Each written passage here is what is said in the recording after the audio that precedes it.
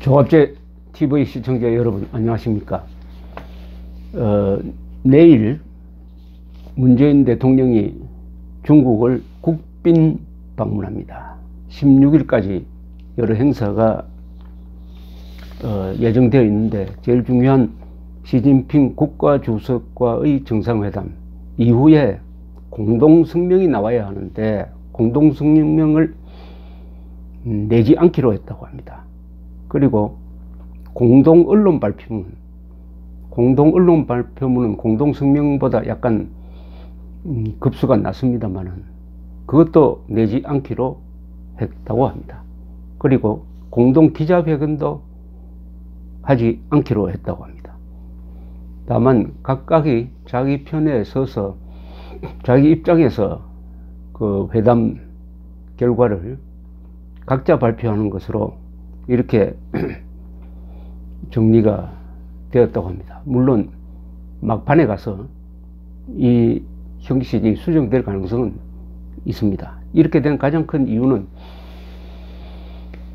언론 보도를 종합을 하면은 사드 문제라고 합니다. 사드에 대해서 중국이 우려를 표명했다. 거기에 대해서 문재인 대통령도 공감했다 하는 이런 이야기가 명문화 되기를 중국은 원했고 요구했으나 우리 정부는 그렇게까지는 갈 수 없다 라고 하는 바람에 이런 공동성명, 공동기자회견, 공동언론 발표문이 취소되었다 라고 합니다. 이 쟁점이 된 것은 사드 문제를 봉합한다는 명분으로 우리 외교부 장관이 국회에서 앞으로 사드 추가 배치 없다. 그리고 미국 주도의 미사일 방어망 건설에 참여하지 않는다. 한미일 관계를 군사 동맹 관계로 강화하는 데 참여하지 않는다라는 세 가지 입장 표명을 했습니다. 우리 정부는 그것은 중국에 대한 약속이 아니다. 입장 표명일 뿐이다. 라고 했는데 중국은 그것을 약속으로 굳히려고 하는 것 같습니다. 우리 정부는 그것까지는 할 수 없다. 라고 버티고 있습니다. 버티고 있는 이것은 평가할 만합니다. 그렇게 하지 않으면 우리가 속국이 되니까요. 우리가 뭘 안 하겠다는 약속을 상대방한테 할 때는 매우 조심해야죠. 더구나 이것은 국가안보 주권입니다. 국가안보에 관한 주권입니다. 그 주권도 여러 가지 주권이 있는데 형사처벌에 대한 주권이라든지 국가안보에 대한 주권은 주권의 핵심이죠. 국가안보는 영토, 국민을 지키는 것이니까 이것은 도저히 양보할 수 없는 주권입니다. 만약 이 약속을 한 것이 사실이라면은 우리 정부는 그건 입장 표명일 뿐이다. 우리 현재 그렇다는 뜻이지 앞으로는 바뀔 수도 있다 이렇게 이야기하는데 만약 중국이 해석하는 대로 이 약속을 했다고 하면은 대한민국은 이건 나라가 아닙니다. 국가의 3대 요소 중에 주권을 포기했으니까요. 더구나 안보 주권을 포기한 거니까 우리가 만약 이렇게 하면 어떻습니까? 독도에 대해서 앞으로 영유권을 주장하지 않겠다라고 일본에 약속하면 그 정부가 버텨내겠습니까? 그 심각도로 하면은 강경화 장관의 입장 표명이 독도 포기보다도 더 심각합니다. 사드 배치를 안 하겠다고 하면은 수도권 2,500만 국민들의 생명, 재산, 자유를 북한의 김정은의 핵미사일 앞에 완전히 내어놓겠다. 무방비를 선언하는 겁니다. 무방비. 무저항을 선언하는 겁니다. 이게 국가입니까? 거기 끝나지 않고 미사일 방어망 건설에도 미국과 협조하지 않겠다. 그러면 무슨 제조로 우리가 북한의 핵미사일 발사 정보를 수집을 합니까? 우리 그런 군사정보 위성이 있습니까? 없습니다. 그리고 한미일 군사동맹 관계가 아니면 이게 무슨 관계입니까? 한국과 미국 군사동맹 관계입니다. 미국과 일본 군사동맹 관계입니다. 자연스럽게 한국과 일본 사이는 군사동맹 관계는 아니지만은 준군사동맹 우호관계입니다. 서울에 유엔군 사령부가 있고 일본에 유엔군 후방사령부가 있고 전쟁이 나면은 유엔군 후방사령부가 관할하는 7개 일본 미군 기지에서 발진하는 함정과 비행기가 한국군을 돕기 위해서 전개되는 것입니다. 그렇다면은 한국과 일본이 우호관계를 강화하지 않으면 안 되잖아요. 이 3개항을 만약 실천에 옮긴다 하면 한국은 자동적으로 중국에 굴종하는 것이 아니라 중국 굴종을 통한 북한 굴종이 됩니다. 간접적 대북 굴종인 것입니다. 여기서 문제가 생긴 것입니다. 여기서 문제가 생기니까 중국이 함정에 빠지니까 한국을 더 당겨서 완전히 자신의 속국으로 만들겠다 하는 이런 회담이니까 문재인 대통령이 국가 이익을 지켜내느냐 안 내느냐 하는 것을 5천만 국민이 지금부터 지켜봐야 합니다. 이걸 통해서 한국의 촛불혁명 세력, 촛불혁명 정권, 이른바 촛불혁명 정권 안에 있는 이 친중 반미 성향의, 친중 반미 반일 성향의 이 주도 세력, 이른바 혁명 주체 세력이죠. 혁명 주체 세력이 갖고 있는 반국익적인 외교 전략을 알 수가 있고 그 외교 전략이 파탄나고 있다는 것을 우리가 눈으로 보고 있습니다. 중국이란 존재를 오해를 하고 있습니다. 왜 한국이 일단 반성할 것은 왜 한국이 중국 앞에서 이렇게 약하게 되었느냐는 사실입니다. 그것은 두 가지 이유가 있습니다. 첫째는 남한에 있는 좌파 세력 중에는 반역적 좌파 세력이 강합니다. 반국가적, 반헌법적. 이 세력이 사드 반대를 부르짖었습니다. 북한 핵미사일 맞아서 죽지 않겠다고 발버둥 치는 우리의 자국 노력을 반대하고 나왔습니다. 이 이상의 자해적이고 이적이고 반문명적인 행동을 하는 사람이 있습니까? 그런데 의외로 좌파 세력이니까 언론, 정계, 노조 이 세력이 목소리를 높이기 시작했습니다. 몇 년 전부터. 이것을 허용한 게 대한민국의 약점이죠. 이스라엘에서 이런 운동할 수가 있습니까? 한국은 모든 안보의 핵심을 미국에 의존하니까 이런 일종의 관념의 유희를 보인 겁니다. 그러나 중국은 면밀히 들여다보니까 이것을 한국에 대한 압박카드로 이용하면 되겠다. 이 사드 문제를 가지고 한국과 미국 사이를 벌려놓아야 되겠구나. 이렇게 전략적 선택을 한 것입니다. 즉 중국의 이런 오만불선한 태도를 불러들인 것은 한국의 좌파 세력이었습니다. 한국의 좌파 세력. 한국의 좌파 세력이 불러들였습니다. 이 사람들을 역적이라고 부르면 어떻겠습니까? 역적이라고. 자, 이렇게 해서 문제가 안 될 게 문제가 된 겁니다. 문제가 안 될 것이 문제가 된 거예요. 문제가 된 겁니다. 그래서 우리 국방부도 잘못했죠. 처음부터 단호하게 이것은 우리의 주권이다라고 일관되게 밀어붙여야 되는데 사드 배치 별 생각 없다. 이런 식으로 기회주의로 처신하다가 결국 중국에 의해서 우리가 사드 배치에 대한 압박으로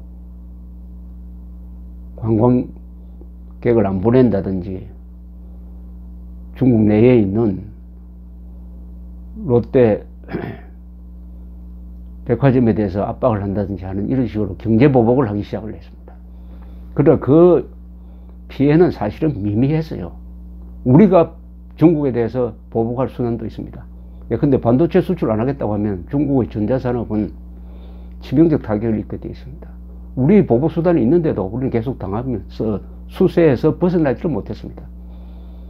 그러다가 새 정부 들어서가 들어서자마자 마치 사드 배치를 범죄시 해가지고 성주 추가 배치도 안 한다고 하더니 핵위기가 깊어지니까 4기를 추가 배치했습니다.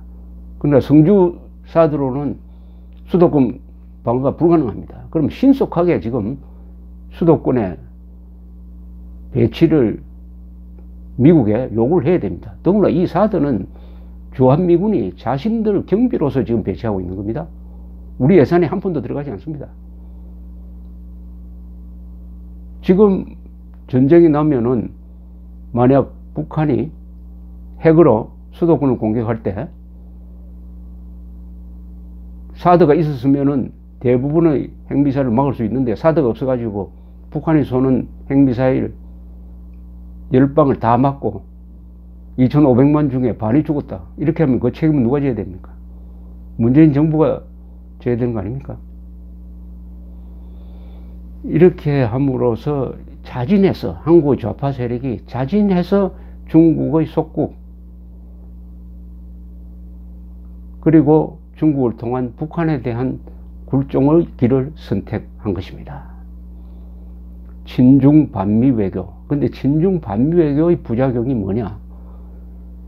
친중 외교를 하면은 한국과 미국 사이가 떨어진다는 겁니다. 한국과 미국, 한미동맹이 약화된다는 겁니다. 이것을 지켜보고 있는 지금 워싱턴에서는 이번 문재인 시진핑 회담을 숨을 죽이면서 지켜보고 있다는 겁니다. 과연 한국을 신뢰할 수 있느냐? 한국이 과연 우리의 동맹 파트너냐? 아니면 중국 쪽으로 기우느냐? 그러면은 한미동맹을 근본적으로 재검토해야 된다 하는 생각까지 하고 있고, 그럴수록 일본을 강화해야 된다. 미일 안보 협력 관계를 강화해야 된다. 이런 쪽으로 나아갈 것임이 분명합니다. 근데 한미동맹의 핵심은 뭐냐 하면은 옛날에 험프리 부통령이 멋진 이야기를 했습니다. 한미동맹이라는 것은 한국과 미국의 힘을 합친 것이다. 한미동맹은 미국의 힘보다 강하다.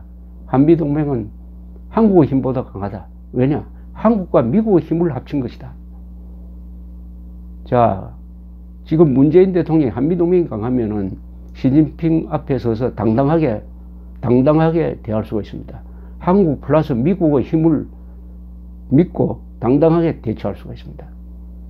근데 미국의 힘을 빼버리면 한국의 국력 가지고 중국과 당당하게 맞설 수는 없는 것이죠.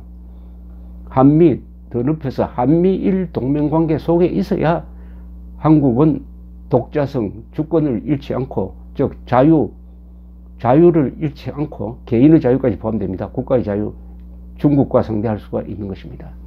이번 중국과 상대하는 과정에서 우리는 중국이 문명국가의 자격이 아직도 부실하다는 것을 알 수 있게 되었습니다. 국제규범을 지키지 않습니다. 한미 관계가 나쁘다고 해서 미국이 한국에 대해서 이렇게 경제보복한 적이 있습니까? 없습니다.